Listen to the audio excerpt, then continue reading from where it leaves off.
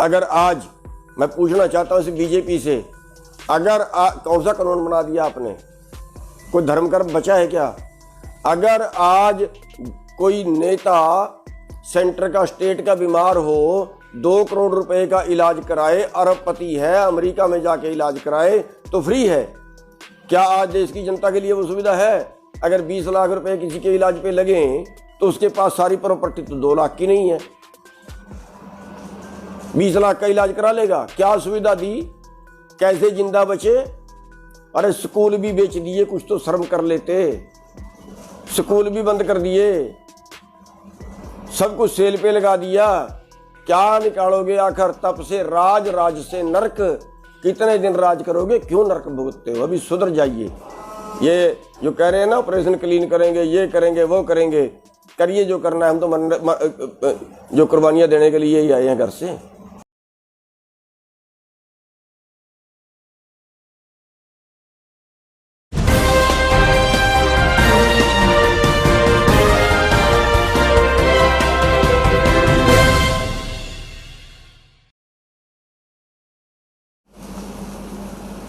सभी भाइयों को नमस्कार। आगे के लिए भी आप इस बात का ध्यान रखें, क्योंकि हमारी ताकत आप लोग हो। आप लोगों के माध्यम से ही हमारी बात सही जाती है।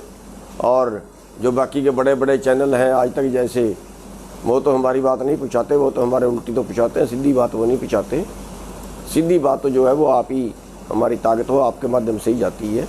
तो सोशल मीडिया वाले सारे भाइयों से मेरी हमेशा के लिए बेनती है कि वो ज़्यादा से ज़्यादा हमारी बात को फैलाने में सहयोग किया करें। साथियों, आज हम बात करेंगे कि ये जो कानून बने हैं, ये जो आंदोलन चल रहा है, क्या ये कानून केवल किसान को नुकसान पहुंचाएंगे? क्या ये आंदोलन केवल किसानों का है? इस पे थोड़ी चर्चा करेंगे। और जो हमारे दूसरे भाई हैं, जो हमारे एससी भाई हैं, बीसी भाई हैं, शहर वाले भाई हैं, वो और इस बात को अपने ज़्यादा साथियों तक पहुंचाएं और गंभीरता से मेरी बात पे विचार करें, या जो कर्मचारी भाई हैं। साथियों, आज जो आंदोलन चल रहा है वो बेशक किसानों ने शुरू किया है, लेकिन ये जो कानून है ये खेती कानून नहीं है, ये खेती व्यापार कानून है। खेती व्यापार का मतलब है कि पूरी जो हमारा उत्पादन है उसका व्यापार अब चंद लोग करेंगे, उसके लिए कानून बनाए हैं। और ये इससे मतलब ये नहीं है कि कोई किसान का उत्पादन बढ़ेगा या किसान का ज़्यादा मुनाफा होगा, वो मतलब नहीं है। इनका मतलब है कि आपके बीच से सरकार बाहर हो रही है कि आप कैसे ही खेती करो, कहीं बेचो, जिस चीज़ की मर्जी खेती करो, जिसके पास मर्जी बेचो। ये कानून बनाए हैं और उसको कहा गया कि अब किसान आज़ाद हो गया है। आज़ाद नहीं, पहले बात तो मैं किसानों के लिए बता दूं कि वो जो थी मंडी में जाना, एक सपोर्ट प्राइस मिलना, वो आपको सपोर्ट थी, सहायता थी कि अगर आप खुद सब कुछ ना कर सको तो हम आपको सपोर्ट देंगे ताकि देश जिंदा रहे। अब सरकार ने कहा है कि अब आपकी खेती आज़ाद कर दी गई है, अब सरकार आपके बीच से बाहर है, आप जानो और व्यापारी जाने। खेती व्यापार कानून, व्यापार अब खेती का व्यापार कैसे करेगा, ये कानून बनाए गए हैं। अब साथियों, इससे क्या होगा? अब मान लिया हमारा गेहूं अडानी खरीदता है, उदाहरण के तौर पे है आज के सामने, आज के टाइम में। आज मान लिया हमारी गेहूं सिल्लो में जारी है, जैसे डांड में है, जैसे कि जींद में है, ऐसे पंजाब में कई हैं, उसमें सीधी गेहूं जारी है, वहीं पे उतरती है, वहीं पे सफाई होती है, वहीं पे ऑटोमेटिकली वो गोदाम में चली जाती है। पुंडरी मंडी इस बार बंद कर दी गई, अभी थोड़ा सा खोला है शोर शराबा करने के बाद। उसके आसपास की 4 मंडियों पे बैन कर दिया गया था कि इन 4 मंडियों में गेहूं नहीं गिरेगी, सारी सेलो गोदाम में जाएगी, अडानी के गोदाम में जाएगी। तो साथियों, आज जो मंडी बंद हो गई, उसके सारे पल्लेदार, उसके सारे मुनीम, उसके सारे आड़ती, उसमें सारे काम करने वाले, सारे उससे ट्रांसपोर्ट वाले जो किराए पे ढोते थे, उन सब का रोजगार गया, उन सब का काम गया। कल जब पूरे देश की मंडियां बंद हो जाएंगी और सारा उनके पास सीधा बिकेगा, सब वो सीधा खरीदेंगे, तो हमारे जो ये पूरे लोग हैं, जो मंडियों से जुड़े लोगों का रोजगार है, मान लिया आज हरियाणा में करीब 40,000 दुकानें हैं, उन पे 40,000 मुनीम भी होंगे, उन पे 1 लाख पल्लेदार भी होंगे, उन पे 5-7 हज़ार ट्रक भी होंगे, उन ट्रक वाले के ड्राइवर भी होंगे, तो वारदाना होगा, वारदाना बनाने वाली फैक्ट्रियां होंगी। तो ये सारे का सारा धंधा चौपट हो गया और ये सारा अब वो सोचते होंगे हमें किसान से क्या मतलब, लेकिन प्रभावित हो गए ना, उन सब का रोजगार गया।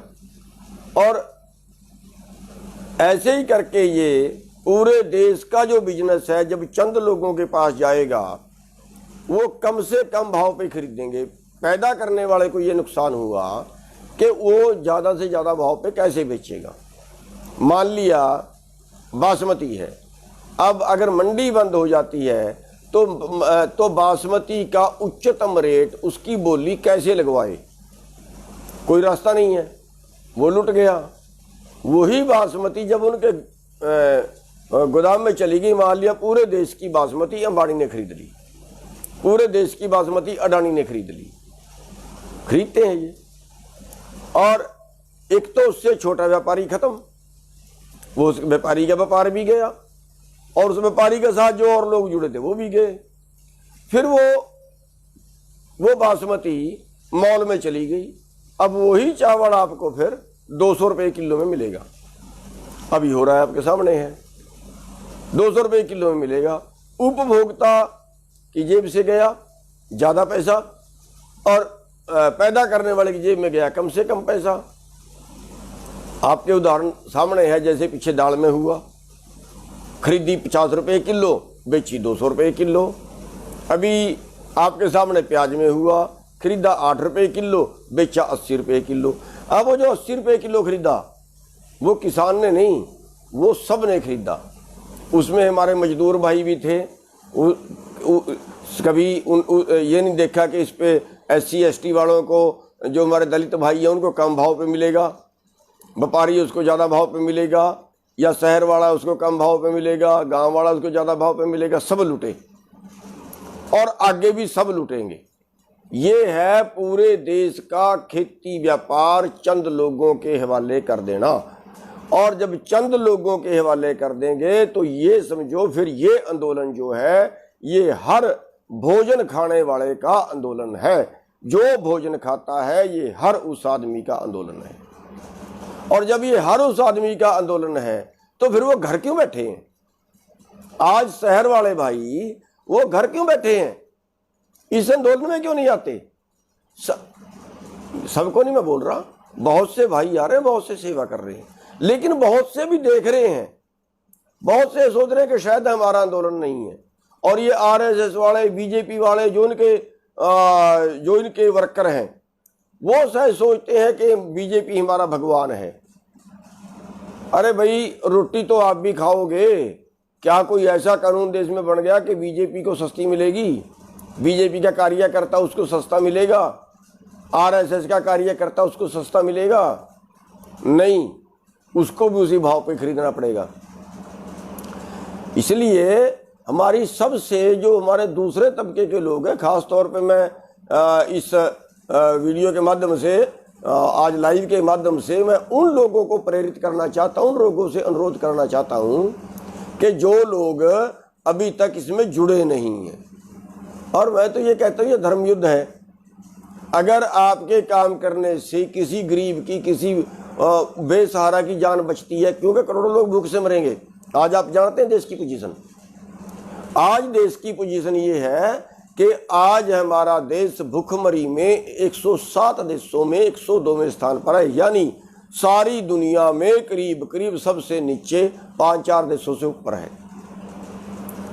ये स्थिति हमारे देश की है। और हमारे देश में एक आदमी की आमदन बता रहे हैं 90 करोड़ 1 घंटे की। एक दिन की जोड़े तो 2150 करोड़ बढ़ गई हो तो पता नहीं। लॉकडाउन में सारे देश की आमदन गई, लेकिन अंबानी की आमदन 73% बढ़ी। कैसे भाई? क्या भाई, अगर एक ही आदमी की इतनी आमदन बढ़ी है तो इसका मतलब आपका हिस्सा कट के कहीं गया है। इसलिए ये आंदोलन जो है ये देश का आंदोलन है, ये देश को बचाने का आंदोलन है। अब कई जगह बात फैलाते हैं कि ये तो किसानों का आंदोलन है, फिर जाटों में बात आ जाती है, फिर धर्मवाद में बात आ जाती है, पंजाब वालों का है, ये सिखों का है। ये आंदोलन जो है ये पूरी मानवता का है, पूरी मानवता का है। और इसमें सबको साथ देना चाहिए, इसमें कर्मचारी भाइयों को भी साथ देना चाहिए। उनके महकमे नहीं तोड़ रहे क्या? इसमें मजदूर भाइयों को भी साथ देना चाहिए। कल्ले कल्ले को करके पिटेंगे ये लोग। मजदूरों के सारे कानून तोड़ दिए। अगर मजदूरों भाइयों को ना पता हो, अभी आपके पास आप पहले 8 घंटे काम करते थे, लेकिन अब सरकार ने पास कर दिया है कि अब आपको कंपनी वाला, फैक्ट्री वाला 16 घंटे काम करवा सकता है। पहले कानून था कि 8 घंटे के बाद अगर 2 घंटे भी काम करवाया तो 4 घंटे का चार्ज देना पड़ेगा, डबल देना पड़ेगा। वो भी तोड़ दिया। लेबर कानून सारे तोड़ दिए, कोई मजदूर भाई नहीं बोला। खेती का पूरा, खेती जो है वो सरकार की सरकारी सहायता से हाथ खींच के पूरे कारपोरेट के गुलाम करने जा रहे हैं। पूरे आगे खेती भी वही करेंगे। अब जब खेती वो करेंगे, जब हम तो खेती करने के बाद बचेंगे ही नहीं ना। जब वो हजारों एकड़ के प्लाट में काम करेंगे तो जो हमारे आज खेत मजदूर हैं, हमारे गांव वाले मजदूर हैं, वो किसके पास जाके काम करेंगे? क्या वो सारा काम कोई हाथ से थोड़ा ही होगा? टोटल काम मशीनी होगा। पानी बटन दबाओगे फुहारे से पानी आ जाएगा, खाद उसके बीच में चला जाएगा, स्प्रे हेलीकॉप्टर से हो जाएगी, बड़े बड़े ट्रैक्टर होंगे 500-500 पावर के, बीजी जाएगी। आदमी की क्या जरूरत बची उसमें? बड़ी बड़ी मशीनें काटेंगी। तो साथियों, रोजगार, आप जिस रोजगार से रोटी खा रहे हो, जिस रोजगार से खाना खा रहे हो, आज हमारी 60% आबादी आज भी खेती से उसकी जीविका चल रही है। और अगर ये सारी कंपनियों के हवाले हो गई तो फिर वो 60% आबादी रोटी कहाँ से खाएगी? सवाल इस चीज का है। रोटी तो सारी खाते हैं, उनका रोजगार जाएगा 60% का, और जो बाकी के 40% बचे उनको और महंगा मिलेगा। तो साथियों, आज हमें सबको इकट्ठा होकर चलने की जरूरत है। मैं फिर बेनती करता हूं, हमें कोई तनख्वाह नहीं मिल रही, यहाँ कोई चौधर के लिए नहीं बैठे, यहाँ सबकी लड़ाई है, सबकी लड़ाई है। हर किसान की, हर मजदूर की, हर दुकान वाले की, मैं तो ये कहता हूँ हर भारतवासी की लड़ाई है। और जो आज ये आरएसएस वाले, बीजेपी वाले ये सोचते हैं ना कि उनके विरुद्ध लड़ाई है, नहीं। समझिए, आपकी हमारे से ज्यादा जिम्मेवारी है, आपकी हमारे से ज्यादा जिम्मेवारी है। आप उस पार्टी के बीच में बैठे हो, आपकी हमारे से ज्यादा जिम्मेवारी है। अगर ये देश बिका, उसमें कहीं ना कहीं पाप आपको भी लगेगा। अगर ये इन कानूनों से गरीबों की जान गई, उसका पाप आपके सिर भी जाएगा। इसलिए अपनी पार्टी को मनाइए या छोड़ के आ जाइए, रिजाइन करिए पार्टी से। क्या मनवा रहे हो? क्या कर देगी वो पार्टी आपका? ये जो एमएलए एमपी हैं जिनको मिनिस्ट्री नहीं मिली, कुछ नहीं, क्या चलो एमपी बन गए, आप एमएलए बन गए, चलो आप 2 साल रह लोगे, 4 साल रह लोगे, फिर उसके बाद स्वर्ग मिलेगा? गाँवों में भी नहीं घुस पाओगे, ये हाल होगा आपका। अरे इज्जत से जिए, सम्मान से जिए, ये देश को बचाइए। बहुत मुश्किल से जो है वो आज़ादी मिली थी, और ऐसे मतलब केवल अपने राज के लिए, अपनी सत्ता के लिए लोगों को मार दें, लोगों को कंगाल कर दें, फिर तप से राज और राज से नरक वो होता है। इसलिए जो भाई वर्कर हैं वो छोड़ के आना शुरू हो जाएं और नरक से बचें। आपके जो है देश सबका है, मानवता की दृष्टि से आप देखिए। आप ये ना देखिए कि आपका राज है, आप सरकार से काम ले लोगे, काम निकलवा लोगे। अरे भाई, हमारे सारी सरकारें विरुद्ध रहती हैं, फिर हम भी तो जी रहे होंगे। अगर आप सरकार में नहीं रहोगे तो फिर क्या हो जाएगा। इसलिए मेरी आरएसएस वालों से, मेरी बीजेपी वालों से, इनसे बेनती है, ये सत्ता छोड़ के आइए और इस आंदोलन में शामिल होइए, पुण्य कमाइए। और जो हमारे दलित भाई, हमारे मजदूर भाई, जाति भेदभाव मिटा दीजिए, बिल्कुल मिटा दीजिए। अब वो वक्त नहीं है जाति के नाम पे लड़ने का, धर्म के नाम पे लड़ने का, बरादरी के नाम पे लड़ने का। अब तो आपके सामने मछली की आग की तरह केवल कारपोरेट नजर आना चाहिए। अब एक बात और बता दूं आपको, अगर ये आंदोलन हारे, केवल किसान नहीं हारेगा, फिर ये हिंदुस्तान हारेगा। जिस हिसाब से अमीर और अमीर हो रहा है ना, जिस हिसाब से उसकी गति बढ़ रही है, और गरीब हो रहा है, जिस हिसाब से उसकी गति बढ़ रही है, अति चिंताजनक है। अति गंभीर हालत में देश चला गया है।